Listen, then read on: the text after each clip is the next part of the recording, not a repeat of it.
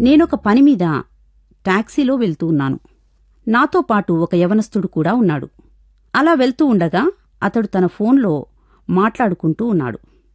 తన మాట విధానం ఎంతో అవాస్తవంగా ఉంది. నేను చాలా త్వరగా నా గమ్యం చేరవలసి ఉన్నాను, కానీ మేం చేరడానికి ఖచ్చితంగా చాలా సమయం పడుతుంది. మా చుట్టూ ఎంతో ట్రాఫిక్ ఉంది.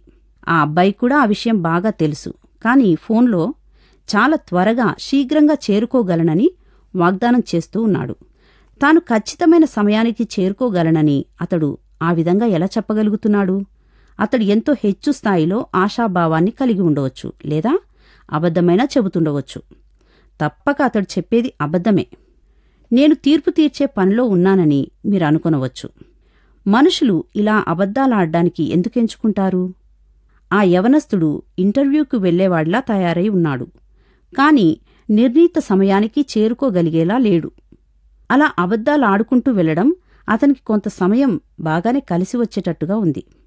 ఎందుకు ఆ యవనస్తుడు అబద్ధాలకు సిద్ధపడ్డాడు? అతడు భయపడి ఉంటాడు. ఎందుకు భయపడ్డాడు? పీకివేయబడతానని భయపడ్డాడా?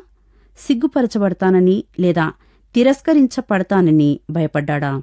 అవును, మనిషికి భయం వాస్తవమైనది. అలాంటి భయం కలిగిన పరిస్థితులలో నేనైతే ఎలా స్పందిస్తాను?